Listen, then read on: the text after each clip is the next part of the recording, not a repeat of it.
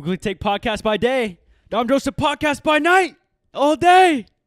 It's episode 29 of the Weekly Take podcast. I'm your host, Dominic Joseph, and welcome to the podcast. Today, it's going to be kind of a relatively short episode. We're basically going to be going through the playoffs of the NBA and all that kind of fun stuff. Today is May 2nd, 2019, and let me just acknowledge to all my people who keep up with me.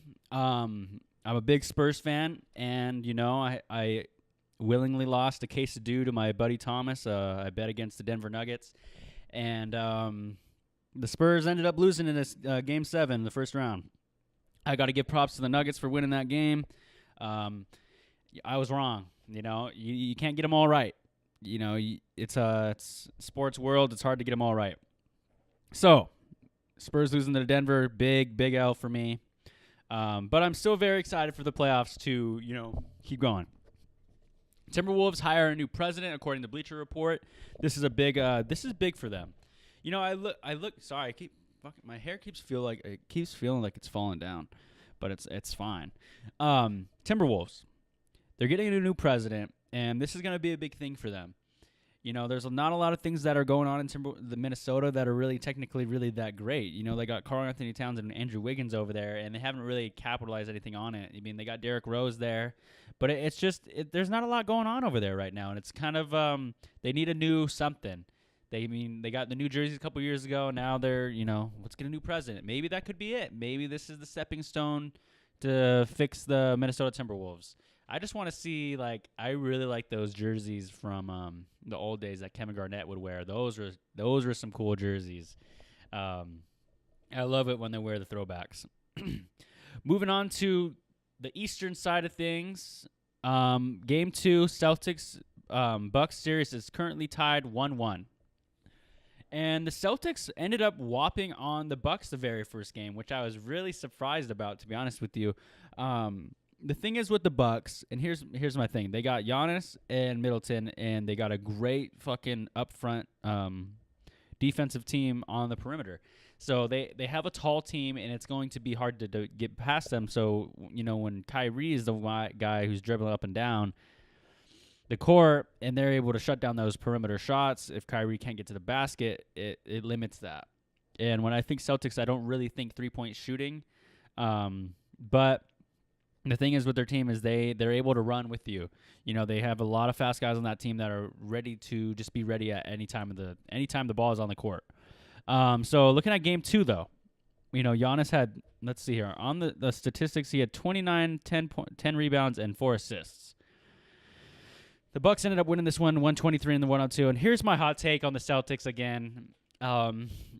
I just don't like the Celtics, and maybe it's against Boston sports themselves, because Boston has always had a good team. They got New England, they got the Celtics, they have the Boston Flyers, I believe. They have the Red Sox, who are good, and they even have John Cena's from Boston.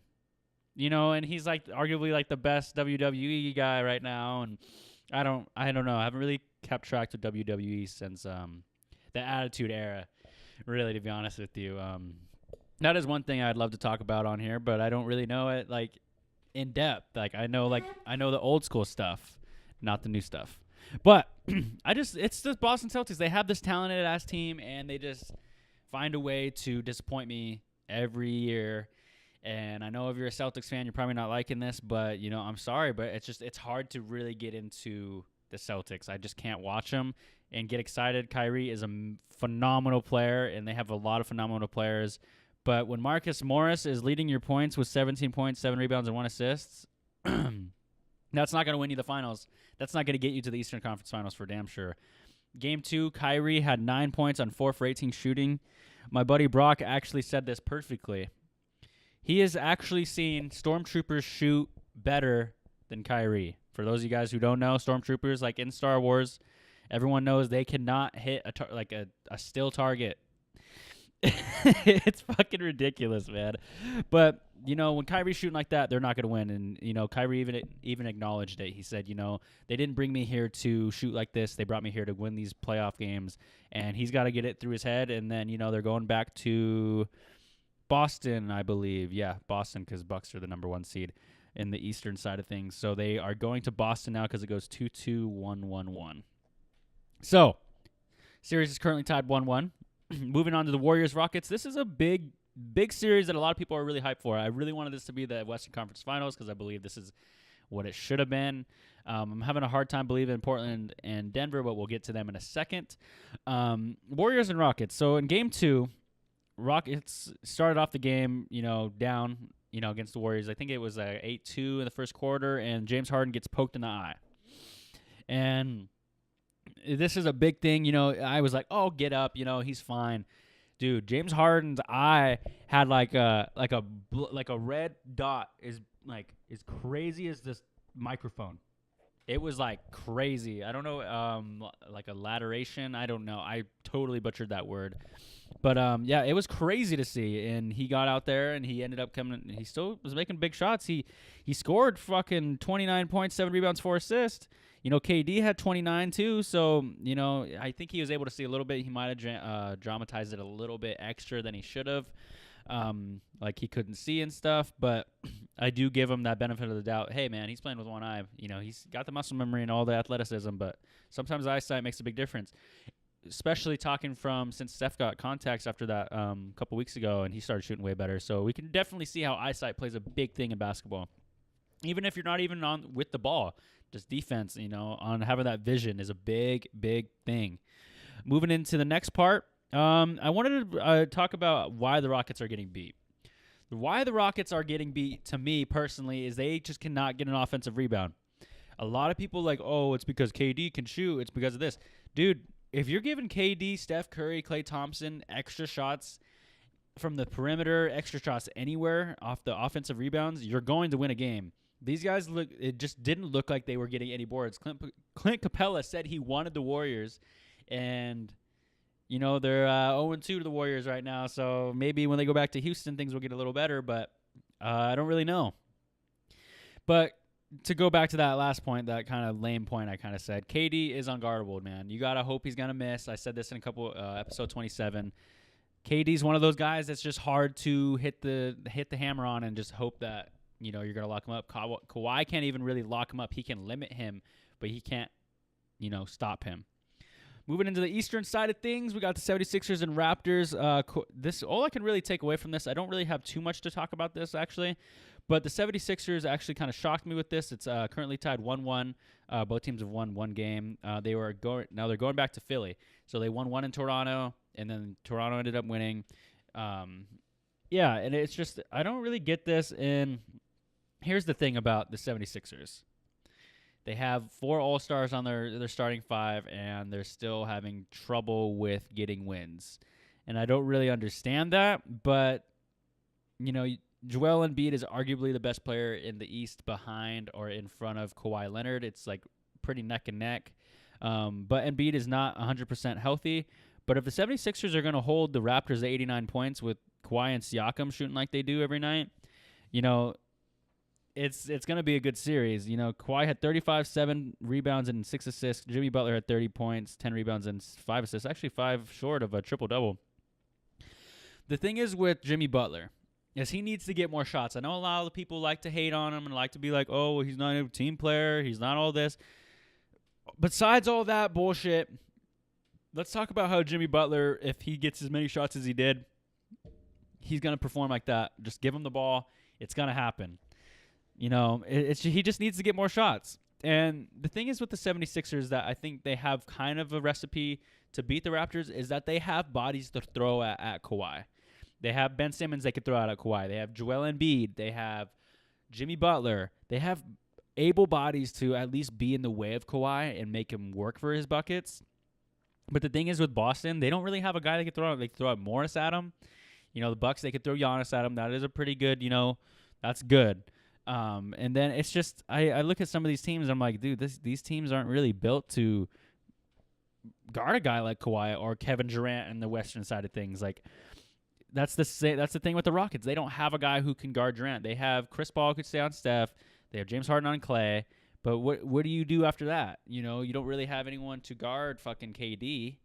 So it's some teams have those guys that just have a unstoppable three to stop. Like, they just can't stop the three. Their three, like, as in the positions, point guard, shooting guard, small forward, power forward, center. And for those of you who don't know, 1 is the point guard, 2 is the shooting guard, 3 is the small forward, 4 is the power forward, and 5 is the center. So, like, when I say 3, I'm like talking about the small forwards and stuff. Those are for the people who don't really know. For the people who do, congrats, basketball a little bit, just like me a little bit. But that's the thing about the 76ers. They have the body to stop Kawhi. Moving into the other side of things, actually this episode was supposed to be yesterday, but we waited an extra day so I can get all the teams that are in this round. So I waited an extra day. The Denver-Portland series is now tied 1-1. The Nuggets proved me wrong, man. I didn't think they were going to beat the Spurs, and let alone I didn't think they were going to win a game against Portland. And, this is crazy to see that they won their first game, but then Portland ended up coming back, and it was a close game. I think Portland ended up winning it by 6. Actually, yeah, it was 6 points. It was pretty good game, the second game. But here's the thing. I saw this thing on Bleacher Report, and I want to ask you guys, buy or sell, the Nuggets have a better star duo than the Blazers. This is a hot take. I don't think they do. I'm going to go with Portland and CJ McCollum are a little more talented, but maybe in a couple years, Jamal Murray and Jokic or Nikola or however you say his first name, it could very well have the better all-star, but you know what? I think I'm going to play it safe, and I'm going to sell this. I don't think they have a better star duo than, CJ and Damian right now. And that's even coming from a guy who doesn't really like Portland. But, I just don't know. But it's truly magical to see that these guys are pretty young, and they're out here hustling this good. They won a very hard game, hard-fought series against the Spurs. So it's very impressive. Jokic had 37 points, 9 rebounds, and 6 assists in the first game. And then Damian Lillard had 39, 3, and 6 in the first game. So they're, playing at a very great level. But I still have to give the edge to Portland just because of the, just because they've been there. But actually, it is impressive to see that this is like their first run at it, together, Jamal Murray and Jokic, and how great they're doing. Second run. Yeah, second run, I believe. Prove me if I'm wrong on that one. I don't want to check it and take a little more time from you guys. I only have a little bit I'm on here today. This is about to be like a 15-minute episode today. But, it still happens every week. I'm still posting all my NFL draft grades for you guys, trying to keep that a little busy. So I'm out of material right now. But these next ones I'm going to be a little more hit and miss, less hit and miss. Moving into the NFL side of things, we only have 2 big points. There's not really much going on. Actually, there was another thing today I forgot to mention to you guys in the NBA. D'Angelo Russell just caught or cited with weed in the airport in L.A., and that's all I really have to tell you about that. Big deal. The guy could do what he wants. It's his, who cares, man? People are digging too deep into this shit. Who cares if D'Angelo Russell has fucking some weed on him, man? What player don't in the NBA or NFL? Man, just lay off him, man. Don't. Tyreek Hill in NFL side of things, he's getting in more and more trouble, man. I hope this guy needs to get some help. Especially that stuff is just never good to be involved in. He's involved with the domestic violence stuff and his breaking his kid's arm, I believe. And that is not good stuff to get into, man. I do not cheer for him in any aspect for that. But I really do hope he can get some help for that kind of stuff, because that is that's never fun. Marshawn could return to the Raiders. This is a big thing, but they just re-signed Doug Martin right after he said that, so maybe they know he's a little more injured than we think he is. But, the Raiders really do need a running back. They should have addressed this in the draft. That would have been pretty cool to see. I just wish Bryce Love wouldn't have really got hurt. It would have been cool to see him go there. Even though I don't really like Oakland, it would have been cool to see an able body go there. But this has been the Weekly Take Podcast. This is episode 29. This has been a short episode. Let me know what you guys think. Let me know what you guys think of, the episodes so far. We're almost at episode 30. I can't wait to get it to just any episode, really. Every episode, I just get really more excited about what I can talk about. Right now, the playoffs are just taking a little bit of a toll. A little less to talk about in the NBA side of things. But Next week, we will have a longer show, I promise. And I just want to let you guys know, you guys are always welcome to come on the show, welcome to call in. I'm trying to get like a caller system so you guys can call in and be like, "Yo, man, I'm a big fan of the Nuggets. How are you going to be talking crap about my Nuggets, man?" I want to get it like that. And it's I want to start going live a little bit maybe. But thank you guys so much for listening. This has been episode 29. Sorry, I ate a little bit before. Got my hair cut recently. Tried to do the Thor cut. It doesn't really look too much like Thor at all, but I almost did the lines. Anyway, you guys have a great day.